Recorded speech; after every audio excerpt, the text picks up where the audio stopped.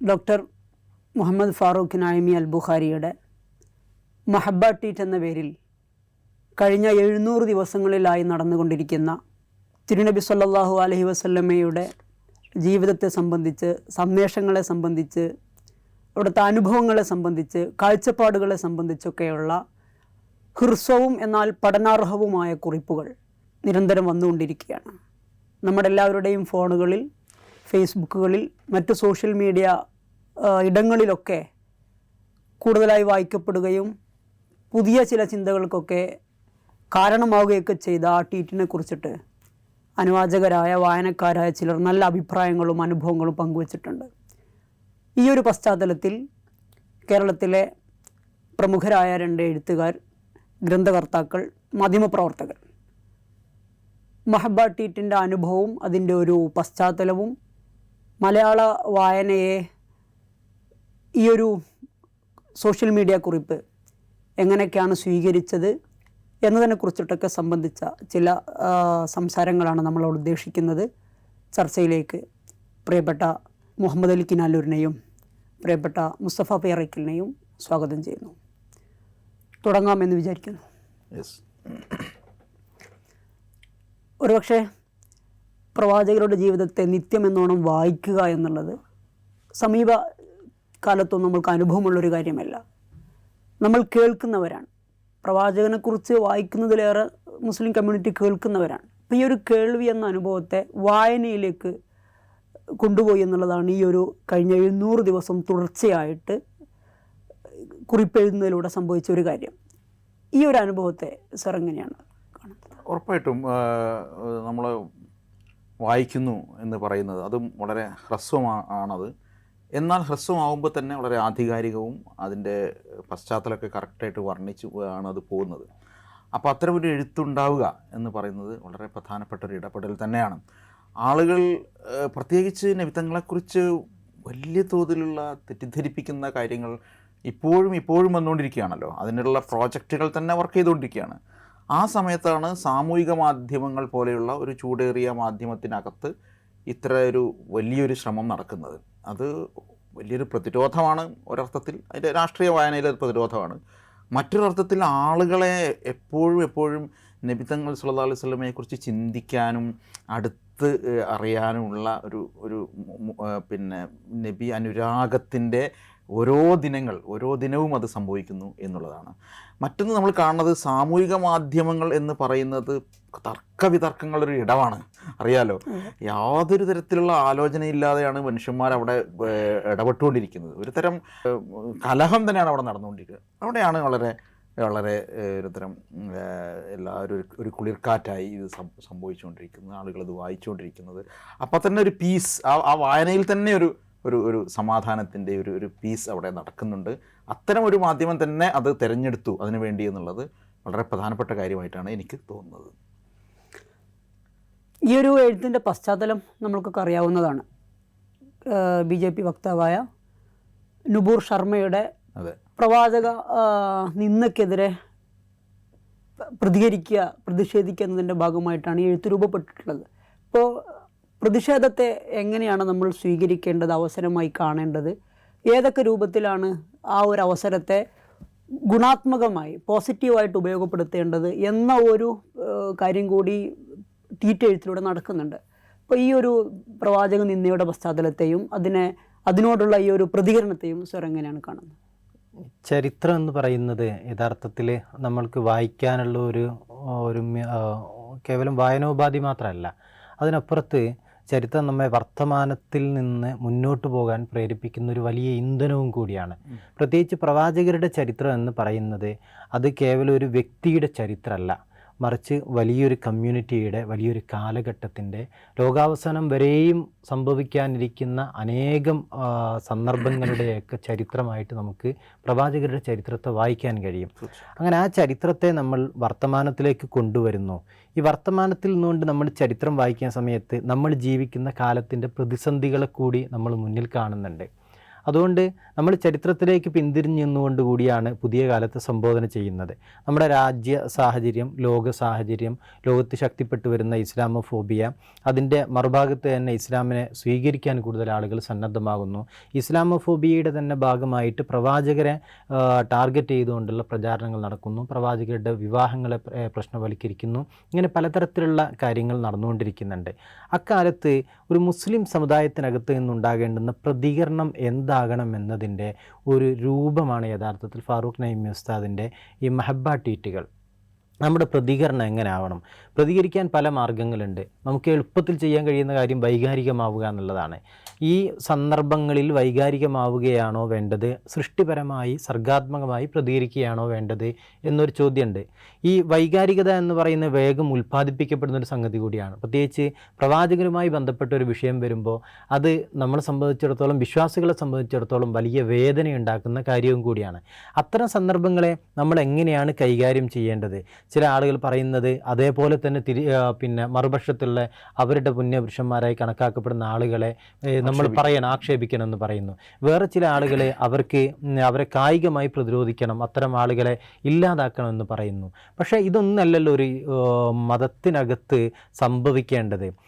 നമ്മൾ ചരിത്രം പരിശോധിച്ചാൽ പ്രവാചകർ സ്വല്ലല്ലാഹു അലൈഹി വസല്ലമയുടെ ആ കാലത്ത് തന്നെ പ്രവാചകരെ വിമർശിക്കുകയോ അധിക്ഷേപിക്കുകയോ ചെയ്ത ആളുകളുണ്ടായിട്ടുണ്ട്. അവരോട് മുത്തുനബി എങ്ങനെയാണ് സമീപിച്ചത് എന്ന് ചരിത്രത്തിലുണ്ട്.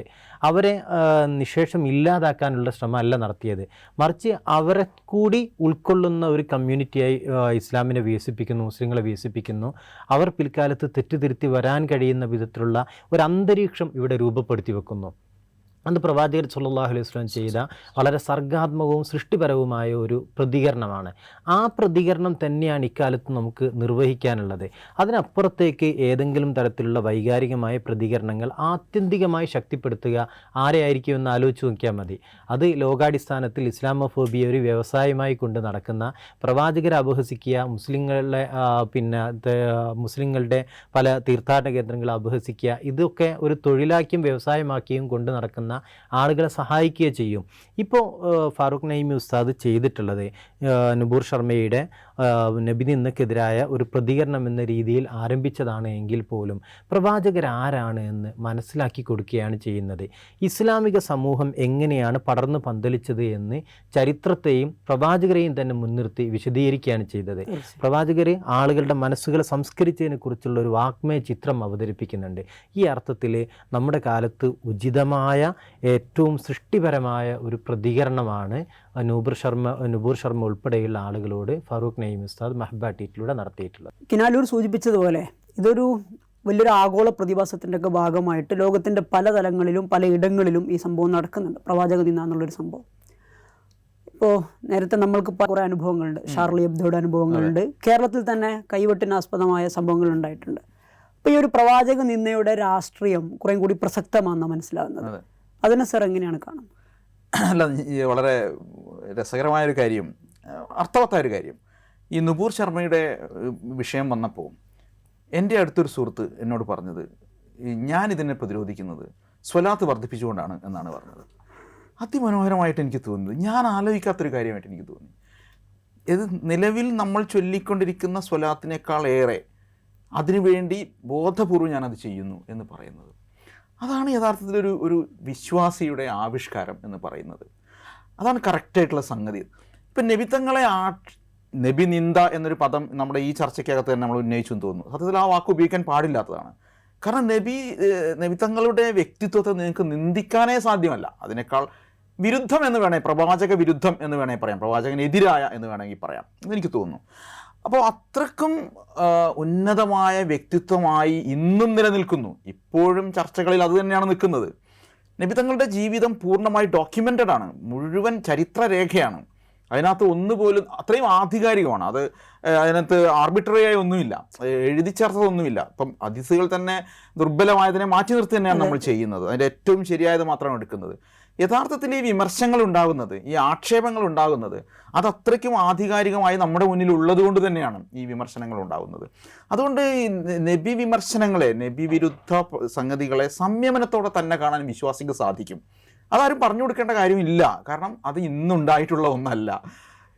അൽ അമീൻ എന്ന് വിളിക്കുന്ന നബിത്തങ്ങളെ അത്രയും വിശ്വസിക്കുന്നു. ഞാൻ നിങ്ങളപ്പുറത്തുനിന്നൊരു സൈന്യം വരുന്നു എന്ന് കണ്ടാൽ നിങ്ങൾ വിശ്വസിക്കും, അത് അങ്ങാണ് പറഞ്ഞതെങ്കിൽ ഞങ്ങൾ വിശ്വസിക്കും. അത്രമേൽ വിശ്വസ്തമായ ഒരു മനുഷ്യനെ എന്താണ് സംഭവിക്കുന്നത്, ഒരു വിശുദ്ധ സത്യം പറയുന്നത് തൊട്ട് എത്രമേൽ ആക്ഷേപങ്ങളാണ് ഉണ്ടായിട്ടുള്ളത്. ചെറുതാണോ? കുടുംബത്തെ എല്ലാ തരത്തിലുള്ള ആക്ഷേപങ്ങളുണ്ടായി. നമ്മൾ ഇന്ന് കാണുന്ന ഉപരോധം എന്ന് പറയുന്ന സംഗതി നബിത്തങ്ങളും അനുയായികളും അനുഭവിച്ചു. ആട്ടിയോടിക്കപ്പെട്ടു, പൗരത്വം നഷ്ടപ്പെടുന്നത് നമ്മൾ ഇന്ന് ബേജാറാവുന്ന സാധനം. അവിടുന്ന് അവർക്ക് അവിടെ നിൽക്കാൻ പറ്റാണ്ടായി, ഭക്ഷണം വിലങ്ങി, കച്ചവടം വിലങ്ങി, എല്ലാ തരത്തിലുമുള്ള ആക്ഷേപങ്ങളുണ്ടായി, വരിഞ്ഞു മുറുക്കി. അതൊക്കെ അന്ന് ഉണ്ടായ കഥകൾക്ക് എന്തെങ്കിലും അതിർത്തിയുണ്ടോ? അന്നത്തെ സാഹിത്യകാരന്മാർ, അന്നത്തെ വലിയ കവികൾ, ഇവരൊക്കെ ഇതിന് ഏർപ്പെട്ടുകൊണ്ടല്ലേ ഇത് ചെയ്തിട്ടുള്ളത്. ഈ സംഗതികൾ വലിയ കുടുംബ മഹിമയുള്ള ആളുകളൊക്കെ ഇതിൽ ഏർപ്പെട്ടു. എന്നിട്ട് അവിടെ എന്താണ് ഉണ്ടായത്? ഒരു തരത്തിലുള്ള വഴിവിട്ട പ്രതിരോധവും നബി തങ്ങൾ പ്രോത്സാഹിപ്പിച്ചില്ലെന്ന് മാത്രമല്ല, ശാന്തമാവാനും പ്രാർത്ഥിക്കാനും തന്നെയാണ് നബി തങ്ങൾ പറഞ്ഞിട്ടുള്ളത് എന്നതാണ് ഏറ്റവും പ്രധാനപ്പെട്ട മാതൃക എന്ന് എനിക്ക് തോന്നുന്നു. അത് നമ്മൾ മക്കത്താണ് നിൽക്കുന്നത് എന്ന് മനസ്സിലാക്കി കഴിഞ്ഞാൽ ഇതിന് യാതൊരു പ്രശ്നവും നമുക്ക് ഉണ്ടാവുന്നില്ല. ഈ തരത്തിലുള്ള ആക്ഷേപങ്ങൾ ഉണ്ടായിക്കൊണ്ടിരിക്കും. അത് നബി തങ്ങളുടെ വ്യക്തിത്വത്തിൻ്റെ സവിശേഷത തന്നെയാണ്. അത്രയും തുറന്ന പുസ്തകമായി മുഴുവൻ മനുഷ്യർക്കും വായിക്കാവുന്ന നിലയിലുണ്ട് എന്നതുകൊണ്ട് ആർക്കും അതിൽ നിന്ന് എടുത്ത് ഈ ആക്ഷേപങ്ങൾ ഉന്നയിക്കാൻ സാധിക്കും. അപ്പോഴും നേരത്തെ നിങ്ങൾ ബുഹാരി ചോദിച്ച ചോദ്യം വളരെ പ്രസക്തമാണ്. ലോകതലത്തിൽ ബോധപൂർവം ഇത് നടപ്പിലാക്കുന്നുണ്ട്. ഇപ്പോൾ ഷാർലോ ഹെബ്ദ മാസികയെ നമ്മളിവിടെ പരാമർശിച്ചു. യഥാർത്ഥത്തിൽ നമ്മളത് പരാമർശിക്കാൻ പാടില്ലാത്തതാണ്. ഏത് അർത്ഥത്തിൽ ഞാൻ പറയണത്, ഒരാൾ അത് സെർച്ച് ചെയ്ത് പോകണമെന്നാണ് അതിൻ്റെ അർത്ഥം. നിങ്ങൾ നബിത്തങ്ങളെക്കുറിച്ചൊരു രൂപം പോലും നമ്മുടെ മുന്നിലില്ല. നമ്മളതിനെക്കുറിച്ച് വർണ്ണിക്കുമ്പോഴും നമ്മളൊരു സ്പെസിഫിക്കായ ഒരു ചിത്രത്തെ നമ്മൾ മുന്നിൽ വെക്കുന്നില്ല. നിങ്ങളുടെ മനസ്സിലേക്ക് മലീമസമാക്കാൻ ഒരു കാർട്ടൂണിനെ ഇട്ടുതരിക എന്ന് പറയുന്ന വലിയ പ്രവൃത്തിയാണത് ചെയ്തിട്ടുള്ളത്. നിങ്ങൾ പ്രതിരോധത്തിന് വേണ്ടിയാണെങ്കിൽ അത് നോക്കുന്നു എന്ന് പറയുന്നത് നിങ്ങളുടെ ഹൃദയത്തെ നിങ്ങൾ മലീമസമാക്കുകയാണ് യഥാർത്ഥത്തിൽ സംഭവിക്കുന്നത്. ആ പണി എടുത്തിട്ട് എന്താ ചെയ്യുന്നത്? അതിനെ അവഗണിക്കേണ്ടതാണ്. പക്ഷെ അവഗണിക്കുകയല്ല ഫ്രാൻസിൽ ചെയ്തിട്ടുള്ളത്. ഈ ആ മാഗസിൻ്റെ ഓഫീസിലേക്ക് ആക്രമണം ഉണ്ടായി, IS ആക്രമണം ഉണ്ടായി, അവിടുത്തെ ആളുകളെ കൊല്ലുന്ന സ്ഥിതി ഉണ്ടായി. ആ പ്രതികരണം സത്യത്തിൽ അവിടുത്തെ വിശ്വാസികൾക്കകത്തുനിന്ന് ഉണ്ടായിട്ടുള്ളതല്ല. ഫ്രാൻസ് എന്ന് പറയുന്നത് ഒരു 7% അത്രയും മുസ്ലിങ്ങളുടെ സ്ഥലമാണ്. പക്ഷെ പറഞ്ഞ് അതിനൊക്കെ അധികമാണെന്ന് കാണിക്കുന്നുണ്ട് കേട്ടോ. മുസ്ലിങ്ങളെ മുഴുവൻ മുസ്ലിം പോപ്പുലേഷൻ വർദ്ധിക്കുന്നു എന്ന് കാണിക്കാൻ വേണ്ടിയുള്ള എക്സാജറേഷൻ നടക്കുന്നുണ്ട്. എന്നാൽ പോലും ഫ്രാൻസിൽ മുസ്ലിം കമ്മ്യൂണിറ്റി വളരെ വലുതായിക്കൊണ്ടിരിക്കുന്ന ഒരു കമ്മ്യൂണിറ്റി ഉള്ള സ്ഥലമാണ്. എങ്ങനെയാണ് ഈ അവസരമാക്കി എടുത്തതെന്നായിരിക്കണം. അവരാരും ഇതിന് സംയമനം വിട്ടുകൊണ്ടുള്ള ഒരു പ്രശ്നത്തിൽ നിന്നില്ല. പക്ഷെ തീവ്ര സ്വഭാവമുള്ള ആളുകൾ, IS പോലുള്ള ആളുകൾ നബിതങ്ങളോടുള്ള സ്നേഹമെന്ന വ്യാജം പ്രചരിപ്പിച്ചുകൊണ്ട് വലിയ തോതിലുള്ള ആക്രമണം ഉണ്ടായി. അതുകൊണ്ട് എന്ത് സംഭവിച്ചു? അവിടുത്തെ ഭരണകൂടങ്ങൾക്ക് കടുത്ത മുസ്ലിം വിരുദ്ധ നിയമങ്ങൾ കൊണ്ടുവരാനും മുസ്ലിങ്ങളെ മുഴുവൻ സർവൈലൻസിൻ്റെ അകത്ത് കുടുക്കിയിടാനും മുസ്ലിങ്ങളുടെ സ്വാഭാവിക ജീവിതത്തെ പോലും മറ്റുള്ളവർക്ക് മുമ്പിൽ തെറ്റായി കാണിക്കുന്നതിനും മസ്ജിദുകൾക്കകത്തും മതപാഠശാലകൾക്കകത്തും ഇതാണ് പഠിപ്പിക്കുന്നത് എന്ന് ചൂണ്ടിക്കാണിച്ചു കൊടുക്കുന്നതിനുള്ള അവസരം ഉണ്ടാവുകയും സർക്കോസിയെ പോലെയുള്ള ആളുകൾക്ക് ബുർഖ നിരോധനം പോലെയുള്ള കാര്യങ്ങൾ കൊണ്ടുവരുന്നതിനുള്ള അവസരമാവുകയാണ് ഇത് ചെയ്തിട്ടുള്ളതെന്ന് കാണാം. അപ്പോൾ ഇത് വളരെ കൃത്യമായി ഒരു സ്ഥലത്തു നിന്ന് ഉണ്ടാക്കുന്നതാണ് തന്നെയാണ് നമ്മളൊക്കെ സംശയിക്കേണ്ടത്. ഇത്തരം വഴിവിട്ട പ്രതിഷേധങ്ങൾ ഉണ്ടാക്കുകയാണ് ചെയ്യുന്നത്. തെരുവുകൾ സംഘർഷഭരിതമാക്കാൻ വേണ്ടി തയ്യാറാക്കി വെച്ചിട്ടുള്ള സംഗതികൾ എടുത്തുപയോഗിക്കുകയാണ് എന്നാണ് നമ്മൾ കാണേണ്ടത് എന്ന് തോന്നുന്നു. അതിനൊറ്റ കാര്യം ഞാൻ പറയാം. ഈ കാർട്ടൂൺ പിന്നെ അടങ്ങി, പിന്നെ ആ പ്രശ്നം അവസാനിച്ചു. പക്ഷെ പിന്നെ ഒരു ദിവസം ഈ കാർട്ടൂൺ വീണ്ടും ഒരു അധ്യാപകൻ ക്ലാസ്സിൽ പ്രദർശിപ്പിക്കുകയാണ്.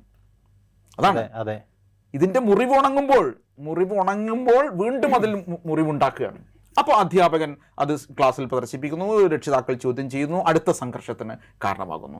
അപ്പം അടുത്ത ഒരു ലെയർ കൂടി മുസ്ലിം വിരുദ്ധമായ സമീപനം ഉണ്ടാക്കുന്നതിനും മുസ്ലിം വിരുദ്ധ ആഖ്യാനങ്ങൾക്ക് ഇടം കിട്ടുന്നതിനും കാരണമാകുന്നു. സംയമനം തന്നെയാണ് ഏറ്റവും ശരിയായ കാര്യമായിട്ടുള്ളത്. ചില സിനിമകൾ ഇറങ്ങിയല്ലോ, ഞാൻ പേരൊന്നും പറഞ്ഞ ചില സിനിമകൾ ഇറങ്ങി, അവഗണിക്കേണ്ടതായിരുന്നു. പക്ഷേ ആദ്യമായി അത്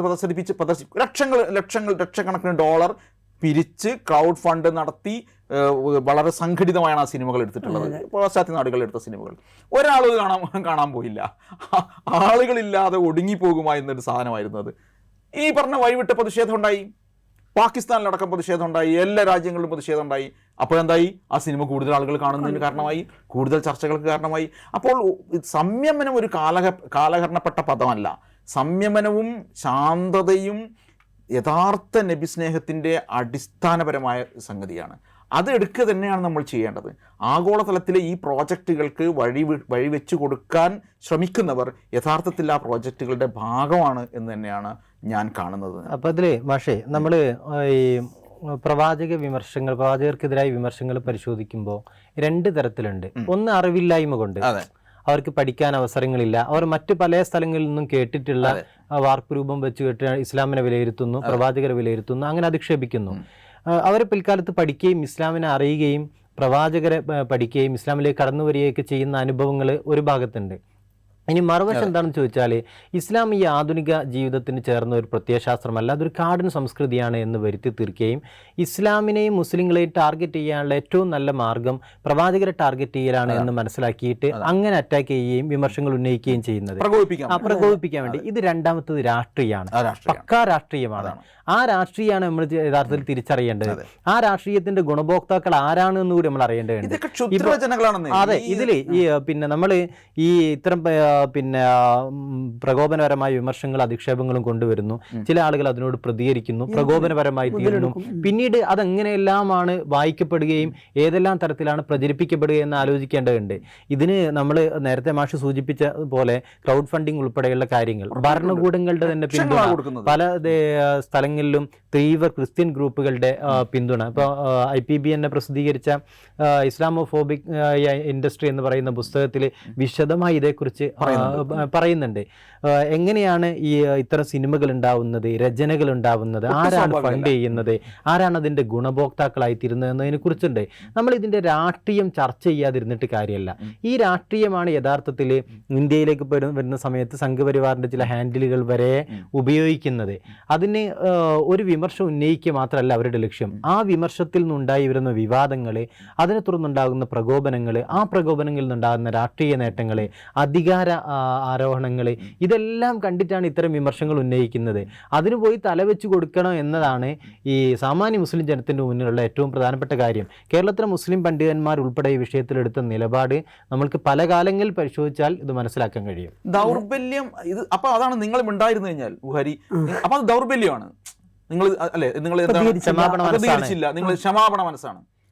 നമ്മുടെ പ്രതികരണം എന്ന് പറയുന്നത് കൂടുതൽ ശക്തമായി, കൂടുതൽ ആഴത്തിൽ നബിതങ്ങളെ സ്നേഹിക്കുക എന്നുള്ളതല്ലേ?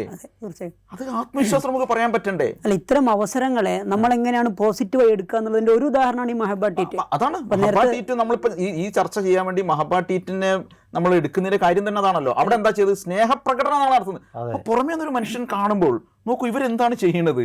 ഇവരുടെ നബിതങ്ങളെ ആക്ഷേപിക്കുമ്പോൾ അവർ കൂടുതൽ സ്നേഹിക്കുകയാണ്, അവർ കൂടുതൽ അവർ പ്രകോപിതരാവുകയല്ല ചെയ്യുന്നത് എന്ന് പുറമേ ആളുകൾ കാണുന്നുണ്ട്. അത് തന്നെയാണ് ശരിയും. ഇപ്പോൾ ഇന്നലെ വന്ന മഹബ ടീറ്റിലൊരു മെസ്സേജ് എന്ന് പറയുന്നത്, നിങ്ങൾ മുഖത്തടിക്കരുത്, ഒരാളുടെ മുഖത്തടിക്കരുത്. നിങ്ങൾക്ക് ചെറിയ കന്നുകളോട്, മൃഗങ്ങളോട്, നാൽക്കാലികളോടൊക്കെ കടപ്പാടുകളുണ്ട്. അപ്പോൾ ഒരു പ്രവാചക സന്ദേശത്തെ, തിരുനബി സല്ലല്ലാഹു അലൈഹി വസല്ലമയുടെ ജീവിത സന്ദേശങ്ങളെ ഇത്തരം അവസരങ്ങളിലൊക്കെ വ്യാപകമായി പ്രചരിപ്പിക്കുക. ഇപ്പോൾ സാർ നേരത്തെ സൂചിപ്പിച്ചതുപോലെ ഈ പ്രവാചക നിന്ന എന്നുള്ള വാക്ക് തന്നെ അതിൻ്റെ ഒരു കാര്യം പറഞ്ഞല്ലോ. മുഹമ്മദ് എന്നുള്ള പേരിൻ്റെ ഒരു സ്വഭാവം തന്നെ എന്താണ്? വാഴ്ത്തപ്പെടുന്നവർ എന്നാണല്ലോ. അപ്പോൾ അങ്ങനെ തെറി പറയാൻ ഉദ്ദേശിക്കുമ്പോഴും വാഴ്ത്തപ്പെട്ടവരെന്ന് വിളിച്ചിട്ട് അവർക്ക് അതിന് കഴിയുന്നുള്ളൂ. അതാണ് ആ പേരിൻ്റെ ഒരു രസതന്ത്രം. അപ്പോൾ ഇങ്ങനെയുള്ള ഒരു അവസരങ്ങളെ ഇവര് അതിൻ്റെ അകത്തുള്ള പൊളിറ്റിക്കൽ അജണ്ട എന്തും ആവട്ടെ, അതിനെ നമ്മുടെ കമ്മ്യൂണിറ്റിയിലേക്ക് അല്ലെങ്കിൽ വായനക്കാരിലേക്ക്, നിഷ്പക്ഷമതികളിലേക്ക്, പ്രവാചകനെ കൂടുതൽ അറിയാൻ ശ്രമിക്കുന്നവരിലേക്ക് അവസരങ്ങൾ തുറന്നു കൊടുക്കുക. ഇപ്പം ഏറ്റവും കൂടുതൽ ഒരുപക്ഷെ ഈ നുപൂർ ശർമ്മയുടെയോ അല്ലെങ്കിൽ മറ്റു ചില പ്രതിസന്ധി ഘട്ടങ്ങളിലൊക്കെ പ്രവാചകരെ വിരുദ്ധ പ്രഖ്യാപനവുമായി വരുന്ന അവസരങ്ങളിലൊക്കെ കൂടുതൽ വായിക്കാൻ തയ്യാറായ ഒരുപാട് ആളുകളുണ്ട്. നേരത്തെ നിങ്ങൾ സൂചിപ്പിച്ച പോലെ സ്വലാത്ത് ചെല്ലാൻ തയ്യാറായവരുണ്ട്, കൂടുതൽ അറിയാൻ ആഗ്രഹിച്ചവരുണ്ട്. ആ അറിവ് അവരെ ഒരുപക്ഷെ പ്രവാചകരെ എല്ലാ ദിവസവും ഫോളോ ചെയ്യുന്നതിലേക്ക് ഈ ഒരു മഹബ ടീറ്റിൽ തന്നെ നടക്കുന്ന എന്താണ്? നമ്മൾ പലപ്പോഴും വായിക്കുന്നവരാണ്, പത്രം വായിക്കുന്നവരാണ്, പക്ഷെ എല്ലാ ദിവസവും പ്രവാചകരെ വായിക്കുക, അത് എൻ്റെ അനുഭവത്തിൽ അത് വളരെ കൗതുകം നിറഞ്ഞതും ഒരു ആദ്യ അനുഭവമാണ്. പക്ഷെ അതെങ്ങനെയാണ്? അത് ഈ 700 ദിവസം എന്ന് പറയുന്ന ചെറിയ ദിവസമല്ലല്ലോ. അപ്പോൾ ഈ ഒരു ജീവിതത്തെ ഏറ്റവും മനോഹരമായി സന്ദേശങ്ങളൊക്കെ സമൂഹത്തിന് സമർപ്പിക്കുക എന്നുള്ള അവസരങ്ങൾ പരമാവധി പോസിറ്റീവായി എടുത്തു എന്നുള്ളതാണ് ഈ ട്വീറ്റിൻ്റെ ഒരു കാര്യമെന്ന് പറയുന്നത്.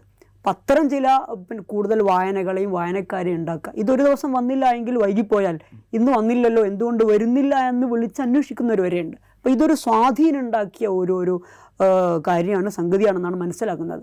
ഈ നമ്മളിപ്പോൾ കാണേണ്ട ഒരു കാര്യം, ഇത് വിശ്വാസികൾ ആയിട്ട് ആളുകളും നബി അനുരാഗികളും മാത്രമല്ല കേട്ടോ വായിക്കുക, എല്ലാവരും വായിക്കും, വേറെ ആളുകളും ഇത് വായിക്കും. എന്താണ് ഈ പറയുന്നതെന്ന് നോക്കും. അപ്പോഴൊക്കെ നബി തങ്ങളുടെ ജീവിതത്തിൻ്റെ സൂക്ഷ്മതലങ്ങൾ, ഇതിൽ സൂക്ഷ്മതലം എന്നൊരു സംഗതിയുണ്ട്. നമ്മളിങ്ങനെ കേൾക്കുന്നൊരു ഇതുപോലെയല്ല, അതിൻ്റെ സൂക്ഷ്മമായി ചില സംഭവഗതി കാണാം. നമുക്ക് ഈ സംഭവഗതികൾ, അതിൻ്റെ അവതരണ രീതി, അതിലൊക്കെ പോകുമ്പോൾ സൂക്ഷ്മമായി നബി തങ്ങളെ വായിക്കാൻ പറ്റുമെന്നുള്ളതാണ്. നമ്മുടെ ഉള്ളിൽ തന്നെയുള്ള, നമ്മളിവിടെ ഈ നാട്ടിലല്ലേ ജീവിക്കണം ഞാൻ, അപ്പോൾ ഈ പല തരത്തിലുള്ള ചോദ്യങ്ങൾ ഇങ്ങനെ വന്നുകൊണ്ടിരിക്കും. ഈ പല ഭാഗത്തു നിന്നായി സൃഷ്ടിക്കപ്പെടുന്ന ലിബറൽ ആവാനുള്ള ചില കുതറലുകൾ നമുക്കൊക്കെ ഉണ്ടാവും. മൊത്തത്തിൽ നമുക്ക് തന്നെ ഇപ്പം മുത്ത് നബി എന്നൊക്കെ പറയണോ എന്ന് തോന്നും. അപ്പം എന്താണ് നമ്മളത് ആ മുത്ത് വെക്കണം, അത് അത് അത് തോന്നും. നമുക്കിപ്പം പ്രവാചകൻ എന്നല്ലേ പറയേണ്ടത്. പിന്നെ എന്താണ് മൗലിദ് സദസ്സ് എന്നതിന് പകരം പ്രവാചക പ്രകീർത്തന സദസ്സ് എന്ന് പറഞ്ഞ പോലെ എന്നൊക്കെ തോന്നും, അല്ലേ? അങ്ങനെയൊക്കെ തോന്നും. ഇതൊക്കെ നമ്മളൊക്കെ ബാധിക്കുന്നുണ്ട്. അപ്പം നമ്മളെയൊക്കെ തന്നെ അവിടെ തന്നെ പിടിച്ചു നിർത്തുകയാണ്. നിങ്ങൾ ആത്മവിശ്വാസത്തോടെ വളരെ കോൺഫിഡൻ്റായി നിങ്ങളുടെ നബിത്തങ്ങളെക്കുറിച്ച് പറഞ്ഞുകൊള്ളുക, പ്രകീർത്തിച്ചുകൊള്ളുക, ചിന്തിക്കുക, പ്രകീർത്തിച്ചുകൊണ്ടേയിരിക്കാൻ യാതൊരു പ്രശ്നമില്ല എന്നുള്ളൊരു കോൺഫിഡൻസ് ഈ ഇടർച്ചകൾ ഉള്ള ആളുകൾക്ക്. ഇപ്പം നമ്മുടെ ക്യാമ്പസുകളിലൊക്കെയുള്ള കുട്ടികളല്ലേ ഇത് വായിക്കുന്നുണ്ടാവും. അപ്പോൾ അവർക്ക് ഈ പറഞ്ഞ ഇത്തരം ബോധങ്ങളൊക്കെ ഉള്ള ഒരു സ്ഥലത്തല്ലേ അവർ ജീവിക്കണത്. വരുന്നതിൻ്റെ ഒരു സംഭവം. ഇതിൻ്റെ അകത്ത് വേറൊരു കാര്യം കൂടിയുണ്ട്. പ്രവാചകരെ കുറിച്ച് അല്ലെങ്കിൽ മുത്തനബി സല്ലല്ലാഹു അലൈഹി വസല്ലം തങ്ങളെ കുറിച്ച് നിരന്തരം അന്വേഷിക്കുന്നവരുണ്ട്. അവർക്ക് വായിക്കാൻ മലയാളികൾക്ക് വളരെ ചെറിയ റിസോഴ്സേ ഉള്ളൂ. അപ്പോൾ അത്തരം ഒരു സ്പേസിനെ ഫില്ല് ചെയ്യുക എന്നുള്ളൊരു കാര്യം കൂടി ഇതിൻ്റെ അകത്ത് നടക്കുന്നുണ്ട്. പക്ഷെ എത്ര കണ്ടത് പിന്നെ അതിൻ്റെ ധർമ്മം നിർവഹിക്കുന്നു എന്ന് ചോദിച്ചാൽ അതൊരു പ്രശ്നം തന്നെയാണ്. വളരെ അപൂർവമായ പുസ്തകങ്ങൾ മാത്രമേ ഏറ്റവും നന്നായി നമുക്ക് വായിക്കാൻ കഴിയൂ. നമ്മൾ ഈ ധർമ്മം എത്രത്തോളം നിർവഹിക്കുന്നു എന്നുള്ളതിൽ നിരാശപ്പെടേണ്ടതില്ല. ഈ പുസ്തകങ്ങൾ, ഈ എഴുത്തുകൾ നിലനിൽക്കും. ഈ എഴുതിയ ആള് മരണപ്പെട്ടാലും അങ്ങനെ തന്നെയല്ലേ ഗ്രന്ഥങ്ങളും പുസ്തകങ്ങളൊക്കെ നിലനിൽക്കുന്നത്. അതുകൊണ്ട് ഇക്കാലത്ത് വായിക്കപ്പെടാത്ത ഒരു പുസ്തകം നാളെ വായിക്കപ്പെടാം. എത്രയോ പുസ്തകങ്ങൾ, എത്രയോ ഗ്രന്ഥങ്ങൾ അങ്ങനെ വായിക്കപ്പെട്ടില്ലേ? എഴുതിയ ആളുകൾ ജീവിച്ചിരിക്കുന്ന കാലത്ത് വായിക്കപ്പെടാത്ത എത്രയോ പുസ്തകങ്ങൾ പിൽക്കാലത്ത് വായിക്കപ്പെട്ടില്ലേ? ഞാൻ പറയുന്നത് ഇപ്പോൾ തന്നെ ഫാറൂഖ് നഈമി ഉസ്താദിൻ്റെ മഹബ്ബ ടീറ്റുകൾക്ക് സാമാന്യം നല്ല വായനക്കാരുണ്ട്. ഈ സമൂഹ മാധ്യമങ്ങൾ എന്ന് പറയുന്ന ആളുകൾ ഇങ്ങനെ സ്ക്രോൾ ചെയ്ത് ഇങ്ങനെ വളരെ വളരെ വേഗത്തിൽ മറ്റൊന്നിലേക്ക് പോകുന്നതാണ്. അവിടെ അങ്ങനെ പോകാതെ കുറച്ച് നേരമെങ്കിലും ആളുകൾ അങ്ങനെ പിടിച്ച് നിർത്തുന്നുണ്ട്. ചില മെസ്സേജുകൾ കൈമാറാൻ കഴിയുന്നുണ്ട്. പ്രവാചക ജീവിതത്തിൻ്റെ സൗന്ദര്യം എന്താണ് എന്ന് ആവിഷ്കരിക്കാൻ സാധിക്കുന്നുണ്ട്. ഇസ്ലാമിക വിമർശകർ മൂടി വെച്ചത് എന്താണ് എന്ന് നേരിട്ടുള്ള വിമർശനങ്ങൾക്കുള്ള മറുപടി അല്ലാതെ തന്നെ പറയുന്നുണ്ട്. ഇക്കാലത്ത് നിർവഹിക്കാൻ കഴിയുന്ന ഒരു വലിയ ധർമ്മം എന്ന് പറയുന്ന ഒരു പണ്ഡിതോചിതമായ ധർമ്മമാണ് ഫാറൂഖ് നഈമി ഉസ്താദ് നിർവഹിച്ചുകൊണ്ടിരിക്കുന്നത്. ഇത് കേവലം പിന്നെ അദ്ദേഹം കുറേ ആളുകളിലേക്ക് ഇങ്ങനെ എത്തിച്ചു കൊടുത്തുകൊണ്ടിരിക്കുക, വാട്സപ്പിൽ പിന്നെ അയച്ചുകൊണ്ടിരിക്കുക എന്നതല്ലല്ലോ. ഒരു സാമൂഹികമായ മാറ്റം ഉദ്ദേശിക്കുന്നുണ്ട്. ആളുകളുടെയൊക്കെ മനസ്സിൽ പ്രവാചക സ്നേഹം, നബി അനുരാഗ് എന്താണ് എന്ന് ബോധ്യപ്പെടുത്തി ആ നബി അനുരാഗം അവരുടെ മനസ്സുകളിൽ ഉണ്ടാക്കാനുള്ള ശ്രമവും കൂടിയാണ് ഇത് നടത്തുന്നത്. പ്രവാചകർ വിവിധ കാലങ്ങളിലും വിവിധ സന്ദർഭങ്ങളോടും വിവിധ സാഹചര്യങ്ങളോടൊക്കെ നടത്തിയ പ്രതികരണങ്ങൾ എന്ന് മാത്രമല്ല, ഏറ്റവും ചെറുത് എന്ന് തോന്നുന്ന കാര്യങ്ങൾക്കകത്ത് പോലും വലിയ സന്ദേശം ഉണ്ടല്ലോ. അപ്പോൾ ഞാൻ പലയിടത്തും പിന്നെ ഇങ്ങനെ പറഞ്ഞിട്ടുള്ളൊരു കാര്യം, ഏറ്റവും മികച്ച ഏറ്റവും ചെറിയ സാമൂഹിക പ്രവർത്തനം എന്താണെന്ന് പ്രവാചകർ വിശദീകരിച്ചിട്ടുണ്ട്. നിന്റെ വിശ്വാസിയായ സുഹൃത്തിൻ്റെ മുഖത്ത് നോക്കി പുഞ്ചിരിക്കുക എന്നുള്ളതാണ്. നമുക്ക് നമ്മളൊരു മനുഷ്യനെ മുഖത്ത് പുഞ്ചിരിക്കുന്ന സമയത്ത് അയാളുടെ മനസ്സിലേക്ക് ഒരു വാക്ക് പോലും പറയാതെ നമ്മൾ കടത്തിവിടുന്ന ഒരു സന്തോഷമുണ്ട്. ആ മനുഷ്യനെ ആ നിമിഷത്തിൽ നമ്മൾ സന്തോഷിപ്പിക്കുകയാണ് ചെയ്യുന്നത്. സാമൂഹിക പ്രവർത്തനങ്ങളുടെയൊക്കെ അടിസ്ഥാന ലക്ഷ്യം എന്താണ്? ഈ മനുഷ്യരിലെ ആശ്വാസവും സന്തോഷവും സമാധാനവും നിറയ്ക്കുക എന്നുള്ളതാണ്. അത് നിറയ്ക്കാൻ ഒരു നിമിഷ നേരത്തെ പുഞ്ചിരി കൊണ്ട് കഴിയുന്നുണ്ട്. ആ പുഞ്ചിരിയെ പോലും പ്രാധാന്യപൂർവ്വം കാണുകയും അത് പ്രതിഫലമുണ്ട് എന്ന് ബോധ്യപ്പെടുത്തുകയും ചെയ്തതാണ് ഇസ്ലാമിൻ്റെ ഒരു വഴി, പ്രവാചകരുടെ വഴി എന്ന് പറയുന്നത്. അത് നമ്മൾ ഇക്കാലത്ത് പറഞ്ഞുകൊണ്ടേയിരിക്കുകയാണ്. നേരത്തെ നിങ്ങൾ ഇന്നലത്തെ ട്വീറ്റിൻ്റെ മെസ്സേജിനെ കുറിച്ച് പറയുകയുണ്ടായി. അതുപോലെ നിങ്ങൾ ആലോചിച്ച് നോക്കൂ, ഈ പശുവിനെയോ മാടുകളെയോ ഒക്കെ കറക്കുന്ന ആളുകളാണ്, കറവക്കാരാണെങ്കിൽ നിങ്ങൾ നഖം നീട്ടി വളർത്തരുത്, അത് പാകപ്പെടുത്തി മിനുസപ്പെടുത്തണം എന്ന് പറയുന്നുണ്ട്. ഒരു നഖത്തിൻ്റെ പോറൽ കൊണ്ടുപോലും ആ ജീവിക്ക് വേദനിക്കരുത് എന്ന് നിഷ്കർഷിക്കുന്ന ഒരു പ്രവാചകരാണ്. ആ പ്രവാചകരെയാണ് പിൽക്കാലത്ത് ചില ആളുകൾ യുദ്ധഭ്രമമുള്ള ആളായിട്ട് മറ്റ് പലതരത്തിലുള്ള ആയുധം കൊണ്ട് മാത്രം പ്രചരിപ്പിച്ച ആളൊക്കെ ചിത്രീകരിക്കുന്നത്. അങ്ങനെ ചിത്രീകരിക്കുന്ന ആളുകളോട് അല്ല എന്ന് പറയല്ല വേണ്ടി, ചരിത്രം വെച്ച് സംവദിക്കുകയാണ് വേണ്ടത്. ആ സംവാദമാണ്, ആ സംവേദനമാണ് യഥാർത്ഥത്തിൽ ഇപ്പോൾ നടന്നുകൊണ്ടിരിക്കുന്നത്. നമ്മളിപ്പോൾ കാണേണ്ട ഒരു കാര്യം, വലിയ കരച്ചിലാണ് നമുക്കൊക്കെ. ഫാഷിസം വന്ന് ആളുകളൊക്കെ അകന്നുപോയി, ആളുകൾ വിഭജിതരായി. സത്യത്തിൽ നബിത്തങ്ങൾ സല്ലല്ലാഹു അലൈഹി വസല്ലമയുടെ എല്ലാ ആശയങ്ങൾക്കകത്തും ഒരു സാമൂഹികത ഉണ്ട്. സാമൂഹികമാണ് സർവ്വസംഗതികളും. ഇപ്പം നിങ്ങൾ പിന്നെ അതിൽ തന്നെ ഞാൻ വായിച്ചിട്ടുണ്ട്, ഇപ്പം അനാഥനായ വാപ്പയില്ലാത്ത കുഞ്ഞിൻ്റെ അടുത്ത് നിങ്ങളുടെ കുഞ്ഞിനെ നിങ്ങൾ അധികമായി ലാളിക്കരുത് എന്ന് പറയുന്നത് എന്താണ്? അമിതമായി ലാളിക്കരുത് എന്ന് പറയുന്നത് അവന് വേദന ഉണ്ടാക്കും. ഒരു മുന്തിരി കഴിക്കുമ്പം മുഴുവൻ മുന്തിരി തങ്ങൾ കഴിച്ചു കഴിഞ്ഞ് ഒരു ദിവസം കഴിച്ചു കളഞ്ഞു. അപ്പം എന്താണ് ആൾ ചോദിക്കുകയാണ്, ചോദ്യങ്ങൾ ചോദിക്കാൻ പറ്റുന്നത് വേറെ കാര്യം. നബി സല്ലല്ലാഹു അലൈഹി വസല്ലമയോട് ഇത്രയും വലിയൊരു അങ്ങനെ ഒരു നേതാവ് ലോകത്തുണ്ടോ? ഇത്രയും ചോദ്യങ്ങൾ ചോദിച്ചുകൊണ്ട് അപ്പോൾ ചോദിക്കുകയാണ്, എന്താണ് അങ്ങ് അത് മുഴുവൻ കഴിച്ചു കളഞ്ഞത്? ഇതിൽ ചിലത് പുളിപ്പും ചവർപ്പും ഉള്ളതായിരുന്നു. നിങ്ങൾ ആരെങ്കിലും അത് കഴിക്കുമ്പോൾ അത് ആ കൊണ്ടുവന്നയാളെ ആക്ഷേപിക്കുന്ന തരത്തിൽ നിങ്ങളൊരു നോട്ടമെങ്കിലും നോക്കിയേക്കും. അപ്പോൾ അതൊരു മറ്റൊരാൾക്ക് ആ റിഫ്ലക്സ് എങ്ങനെയാണ് വരുന്നത്, മറ്റൊരാൾക്ക് എങ്ങനെയാണ് കരുതലാണ്. ഈ കരുതലല്ലേ ഇന്ന് വേണ്ടത്? നിങ്ങൾ ആലോചിച്ച് നോക്കൂ. ആ സാമൂഹിക തലമാണല്ലോ നമുക്ക് വേണ്ടത്. ഇപ്പോൾ വിശ്വാസിയോ ഏതൊരു കാര്യം എടുക്കുന്നതും എങ്ങനെയാണ്? ഇപ്പോൾ യഥാർത്ഥ വിശ്വാസി അത് നബിത്തങ്ങൾ അങ്ങനെ ചെയ്തിട്ടുണ്ട് എന്നാണ്. അല്ലാതെ അതിൻ്റെ യുക്തിയോ അതിൻ്റെ സാമൂഹിക തലമോ അതിൻ്റെ രാഷ്ട്രീയമോ നോക്കിയിട്ടല്ല. നബിത്തങ്ങൾ വെളുത്ത വസ്ത്രം ധരിക്കാൻ ഇഷ്ടപ്പെട്ടു, ഞാൻ വെളുത്ത വസ്ത്രം ധരിക്കുന്നു. നബിത്തങ്ങൾ സുഗന്ധം പുരട്ടി പുറത്തിറങ്ങാൻ ആഗ്രഹിക്കുന്നു, ഇതാക്കുന്നു. നബിത്തങ്ങൾ പിന്നെ വേവാത്ത ഉള്ളി എടുത്ത് മാറ്റി വെക്കുന്നു, അത് കഴിക്കില്ല, ഞാനും കഴിക്കില്ല. അപ്പോൾ എന്താണ് ആ സാധനം? വേവാത്ത ഉള്ളി കഴിച്ച് പുറത്തിറങ്ങി കഴിഞ്ഞാൽ ആളുകൾക്ക് മണക്കും എന്നുള്ളൊരു സാമൂഹിക തല അതിനകത്തുണ്ട്. നിങ്ങൾ പൂക്കൾ വെക്കൂ എന്ന് പറഞ്ഞാൽ ആ പൂക്കൾ വിരിയുന്നതിൻ്റെ അകത്തൊരു സാമൂഹിക തലമുണ്ട്. നിങ്ങൾ എന്താണ് പിന്നെ എന്താ പറയുക, ജലസംരക്ഷണത്തെക്കുറിച്ചൊക്കെ പറയുന്ന ഭാഗങ്ങളുണ്ട്. അത് വ്യക്തിപരമായി ഇയാൾ ആചരിക്കുന്നത് എങ്ങനെയാണ്, ഇയാൾ അത് എടുക്കുന്നത് എങ്ങനെയാണ്? അദ്ദേഹത്തിൻ്റെ നബി അനുരാഗത്തിൻ്റെ പുറത്താണ് അത് എടുക്കുന്നത്. പക്ഷെ അതിൻ്റെ ഫലം എന്താണ്? അതിനൊരു സാമൂഹിക ഫലമുണ്ട് എന്നുള്ളതാണ്. നിങ്ങൾ തൊട്ടടുത്തുള്ള ഈ ആൾക്കാർക്കൊക്കെ ഭക്ഷണം കൊടുക്കൂ, എന്നിട്ട് നിങ്ങൾ വയറ് നിറച്ച് കഴിക്കാവൂ എന്ന് പറഞ്ഞാൽ എന്താണ് അതിൻ്റെ ഒരു അപ്പോൾ ഭക്ഷണ മര്യാദ എന്താണ്? നമ്മുടെ ദാരിദ്ര്യത്തെക്കുറിച്ചുള്ള നമ്മുടെ കാഴ്ചപ്പാട് എന്താണ്? ഈ സാധനം മുന്നോട്ട് വയ്ക്കുകയാണ്. അപ്പോൾ ഇത് ഈ ട്വീറ്റ് ഇങ്ങനെ പോവുകയാണ്, എല്ലായിടത്തും പോവുകയാണ്. അത് പുസ്തകമായി ഇറങ്ങുകയാണ് അല്ലേ? ഇറങ്ങിക്കഴിഞ്ഞു, 2 വോളിയം ഇറങ്ങിക്കഴിഞ്ഞു, പുസ്തകമായി പോവുകയാണ്. കിനാലൂർ മാഷ് സൂചിപ്പിച്ചതുപോലെ ആ പുസ്തകം അവിടെ ഇരിക്കും, അതൊരു ലൈബ്രറിയിലിരിക്കും, അതൊരു സ്കൂൾ ലൈബ്രറിയിലിരിക്കും. കാലങ്ങൾ കഴിഞ്ഞൊരു കുഞ്ഞു വരും, ആ പുസ്തകത്തിനടുത്ത് അത് എടുക്കും, അവനത് വായിക്കുമ്പോൾ സംഭവിക്കുന്നത് എന്താണ്? നിലവിൽ ചുറ്റും കാണുന്ന പ്രതിസന്ധികളെയൊക്കെ മറികടക്കാനുള്ള പലതരത്തിലുള്ള സംഗതികൾ. അവൻ ഈ മതത്തിൽപ്പെട്ടവനല്ലെങ്കിൽ പോലും നമ്മൾ ഇപ്പോൾ തന്നെ പ്രവാചകർ സ്വല്ലല്ലാഹു അലൈഹി വസല്ലം എങ്ങനെയാണ് മനസ്സിലാക്കുന്നത്? 1000 വർഷങ്ങൾക്ക് മുന്നേ ഇമാം ബുഖാരി, ഇമാം മുസ്ലിം അവരൊക്കെ എഴുതി വെച്ച ക്രോഡീകരിച്ച് വെച്ച ഇതത് വായിക്കുമ്പോൾ പക്ഷേ ഈ മതത്തിൽപ്പെട്ട അല്ലാത്ത ആൾക്ക് പോലും ശരിയാണല്ലോ, ആളുകളോട് ഒരു പേഴ്സണൽ റിലേഷൻ ഉണ്ടാക്കേണ്ടത് എങ്ങനെയാണ്? പേഴ്സണൽ റിലേഷൻ എങ്ങനെ ഉണ്ടാക്കേണ്ടത്? അയാൾക്ക് ഇഷ്ടമുള്ള പേര് വിളിച്ചുകൊണ്ടായിരിക്കണം. ഒരാൾക്ക് പല പേരുകളുണ്ടാവും, ബുഖാരി എന്നുള്ള പേരുണ്ടാവും, കിനാലൂർ എന്നുള്ള പേരുണ്ടാവും, പല പേരുകളുണ്ടാവും. അയാൾക്ക് ഏത് പേരാണ് ഇഷ്ടം, ആ പേരാണ് വിളിക്കേണ്ടത്. ഒരു ഉദാഹരണം കൂടി ഞാൻ പറയാം. ഒരു പിന്നെ നിബിതങ്ങളുടെ അടുക്കൽ വന്ന ഒരാളുടെ പേര് ഖൈൽ എന്ന് പറയുന്നത്, സെയ്ദ് അൽ ഖൈൽ, കുതിരക്കാരനായിരുന്നു. അപ്പൊ അദ്ദേഹം വരുമ്പോ തന്നെ നിബിതങ്ങൾ അദ്ദേഹത്തെ അഭിസംബോധന ചെയ്യുന്നത് സെയ്ദ് അൽ ഖൈർ, നന്മയുള്ള സെയ്ദ് എന്നുള്ളതാണ്. ഇത് അദ്ദേഹത്തിന് വലിയ കൗതുകം ഉണ്ടാക്കി, അദ്ദേഹത്തിൽ പിന്നെ ചിന്താ മാറ്റങ്ങൾ ഉണ്ടാക്കി. ഇങ്ങനെ വളരെ സാമൂഹികവും മനഃശാസ്ത്രപരവുമായ സമീപനങ്ങളിലൂടെ നിങ്ങൾ എന്നെ സ്നേഹിക്കണമെന്ന് സ്നേഹം ചോദിച്ചു വാങ്ങുന്നത് വെറുതെ വാങ്ങുകയല്ല, അതിൻ്റെ അകത്ത് നിങ്ങൾ പറഞ്ഞതുപോലെ ഒരു സാമൂഹികതയുടെ ഒരു വ്യാപനം അതിൻ്റെ അകത്ത് സാധ്യമാകുന്നുണ്ട്. നമ്മൾ ആത്യന്തികമായി വിജയം എന്ന് നമ്മൾ കരുതുന്ന അള്ളാഹുവിലേക്കുള്ള നമ്മുടെ അടുപ്പവും അതൊക്കെ ഈ ഒരു സ്നേഹത്തിലൂടെ സാധ്യമാകുന്നു. അല്ലതിലേ ഇപ്പൊ നമ്മൾ ഈ കാലത്ത് വലിയ ബിസിനസ് ഒക്കെ ആയി മാറിയിട്ടുള്ള നേതൃത്വ പരിശീലനം, വ്യക്തിത്വ വികസന ക്ലാസ്സുകൾ, ഇതൊക്കെ ഉണ്ടല്ലോ. നിങ്ങൾ നോക്കൂ, ഇസ്ലാമിനെയും പ്രവാചകനെയും പഠിച്ചാൽ മതി, മുഴുവൻ അതിനകത്തുണ്ട്. വേറൊരു ക്ലാസ്സിൽ പോയിരിക്കേണ്ടതില്ല.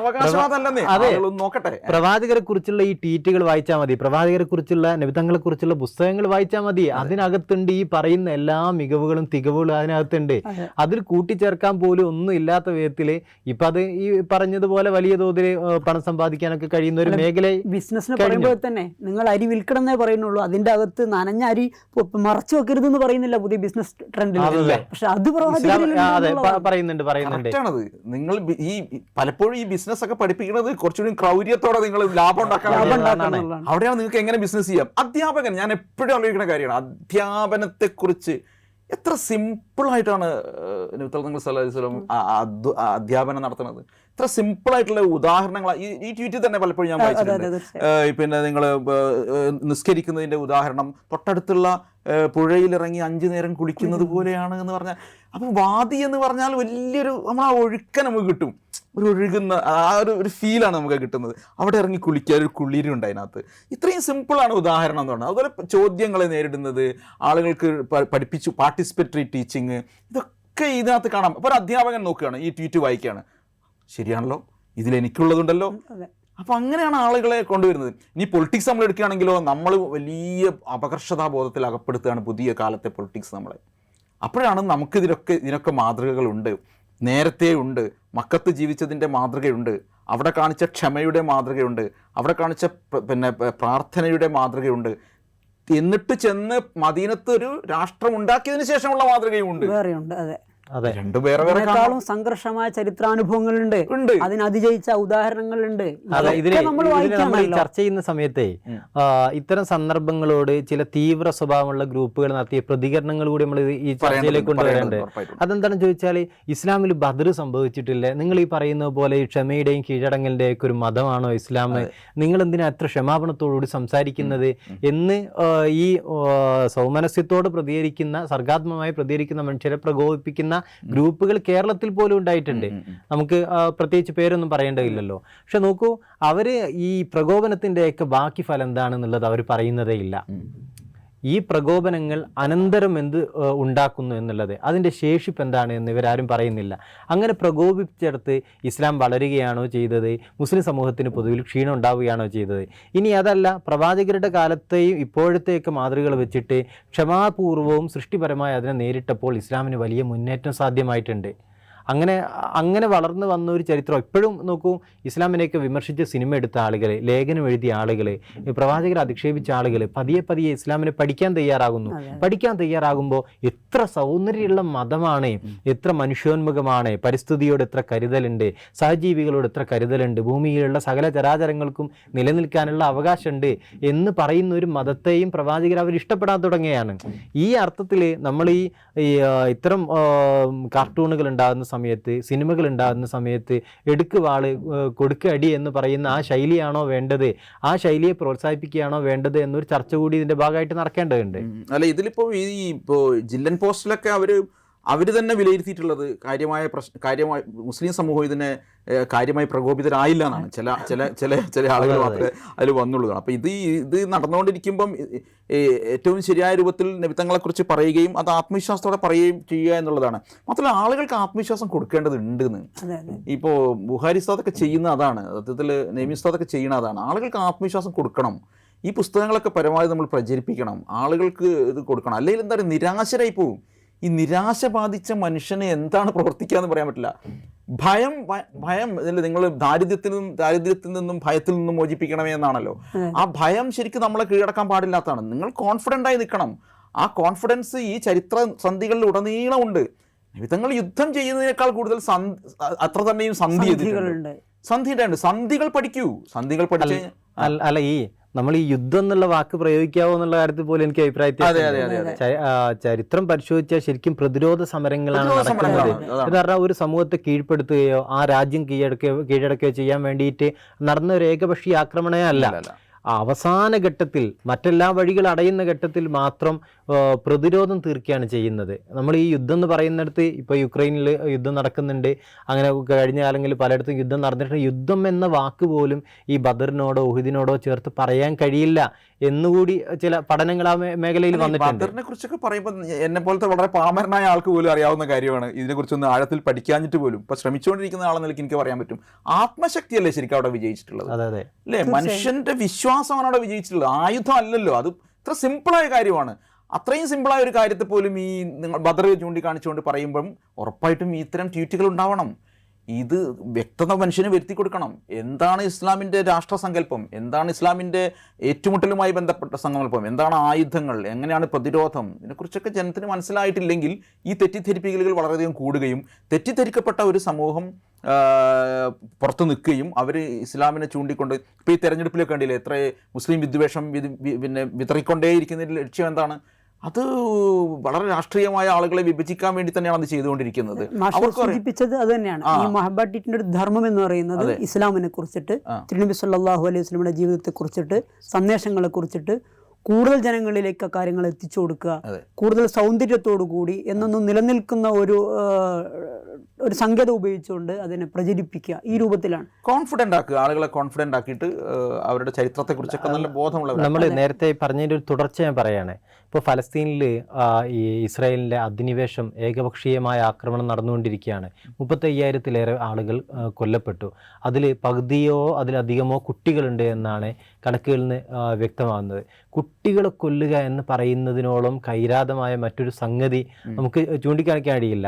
യുദ്ധങ്ങളുടെ എല്ലാം ഇരകളായിട്ട് കുട്ടികളും സ്ത്രീകളും മാറുന്നുണ്ട്. പക്ഷേ പ്രവാചകരുടെ കാലത്ത് നടന്ന ഈ പ്രതിരോധ സമരങ്ങളെ, ബദർ ഉൾപ്പെടെയുള്ള പ്രതിരോധ സമരങ്ങളെ ആലോചിച്ച് നോക്കൂ.